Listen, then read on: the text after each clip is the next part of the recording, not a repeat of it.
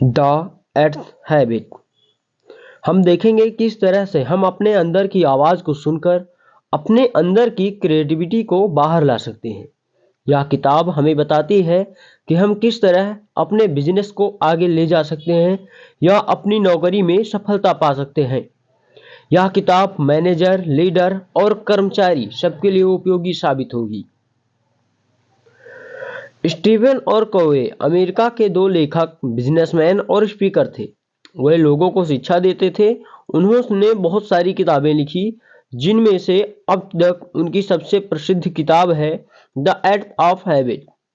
उनकी मौत 16 जुलाई 2012 को हुई। अपनी मौत से पहले वे John M Huntsman School of Business के प्रोफेसर भी थे। यह किताब आपको क्यों पढ़नी चाहिए? हम में से हर कोई सोचता है कि काश वो भी दूसरों की तरह कामयाबी हासिल कर सकता। कुछ लोगों का मानना है कि वह चाहे कितनी भी कोशिश क्यों ना कर लें, उन्हें नतीजे कभी अच्छे नहीं मिलते।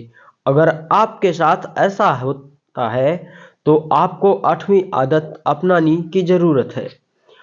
अपने अंदर की आवाज को सुनना और उसके हिसाब से काम करना ही हमारी 8वीं आदत है।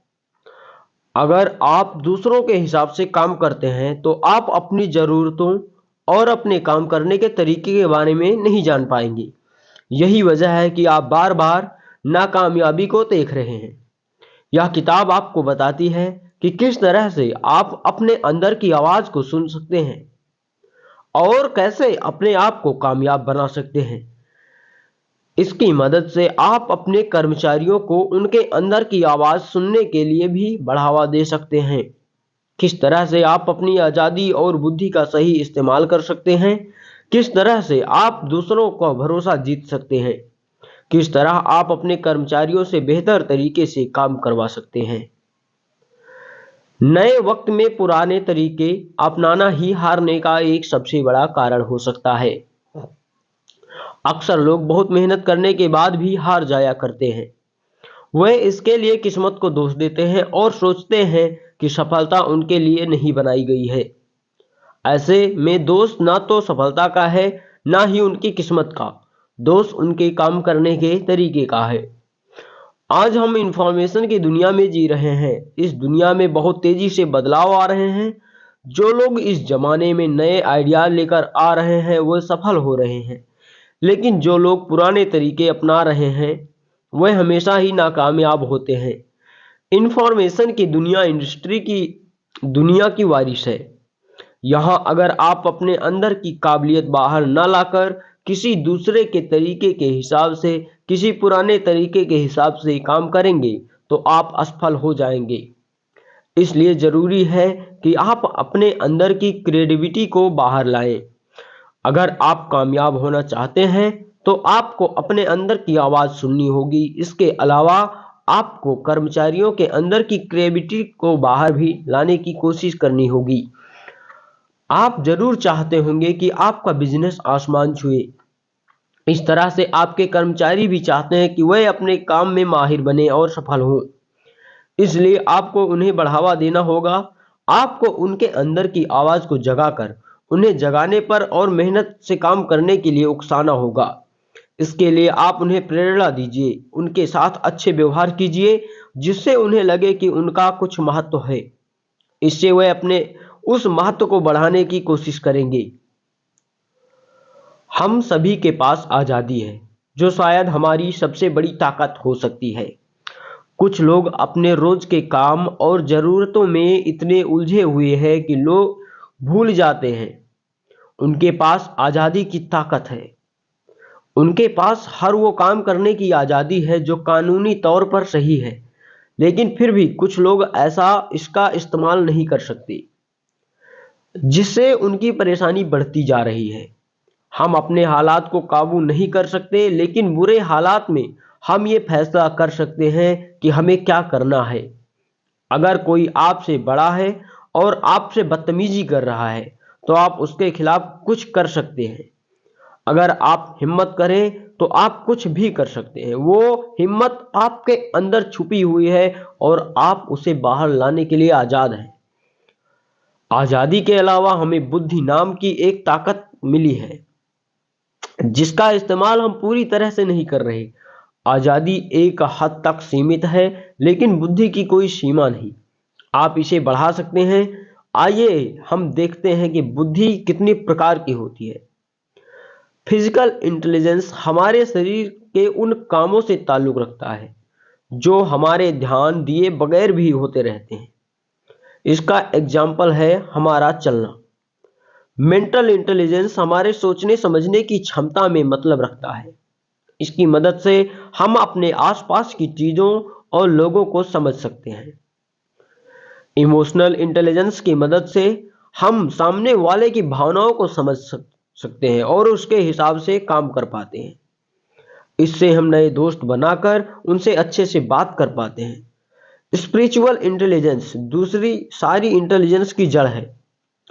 अगर आपकी आत्मा और आपकी इच्छा शक्ति मजबूत है तो आप आसानी से कोई भी काम कर सकते हैं या कोई भी नया काम सीख सकते हैं। यही वह इंटेलिजेंस है जिसकी मदद से हम अपने अंदर की आवाज को सुन पाते हैं। अगर आप अच्छे लीडर बनना चाहते हैं तो आपको अपने कर्मचारियों के अंदर की आवाज को जगाना होगा। स्कूल के दिनों में हम सभी का सामना कुछ ऐसे टीचर से हुआ होगा जो स्टूडेंट्स को अपने काबू में रखने की कोशिश करते हैं। इसके अलावा कुछ टीचर्स ऐसे भी हैं आपकी जान में जो बच्चों के साथ अच्छा व्यवहार करते और उनसे सभी तरीके से प्यार करते थे। मैनेजर और लीडर भी कुछ इसी तरह के होते हैं। कुछ मैनेजर अपने कर्मचारियों को काबू करने की कोशिश करते हैं और कुछ उन्हें काबिल बनाने की। अगर आप एक अच्छा लीडर बनना चाहते हैं तो आपको अपने कर्मचारियों को काबिल बनाने की कोशिश करनी होगी। इसके लिए आपको नीचे दिए गए कुछ काम करने होंगे। सबसे पहले आपको सोचना होगा कि आपको अपने कर्मचारियों को जगाने के लिए और सही दिशा में लाने के लिए क्या करना होगा। फिर आप उस काम को सबसे पहले खुद कीजिए और उन्हें एक एग्जाम्पल दीजिए जिससे वह आपकी तरह बनने की कोशिश करें। इसके बाद आप उनमें समय समय पर जोश भरते रहिए जिससे वे अनुशासन में रह सकें और अपना काम बेहतरीन तरीके से कर सकें।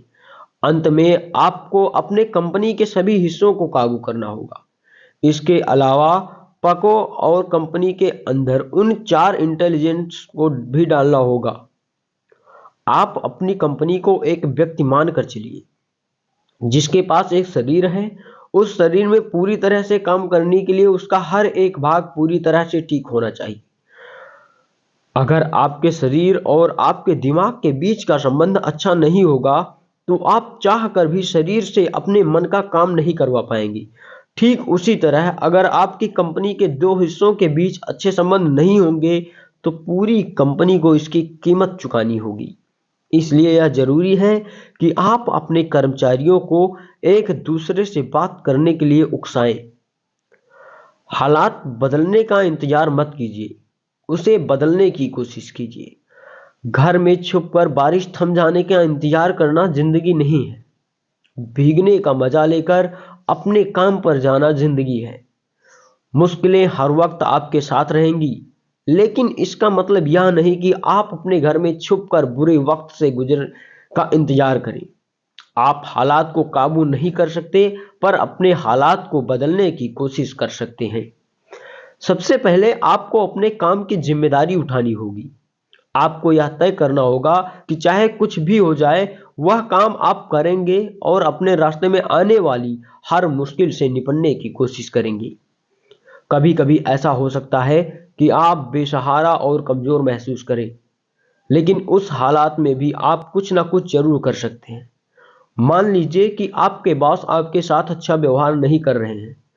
आप अपनी नौकरी से हाथ नहीं धोना चाहते, इसलिए आप उनके व्यवहार के लिए कुछ भी नहीं कर पा रहे हैं। लेकिन इसके अलावा आप सीधे जाकर उनसे बात कर सकते हैं। इसके लिए आपको जिम्मेदारी उठानी होगी। आपको यह समझना होगा कि आपके पास हर वह ताकत है जिससे आप अपने हालात को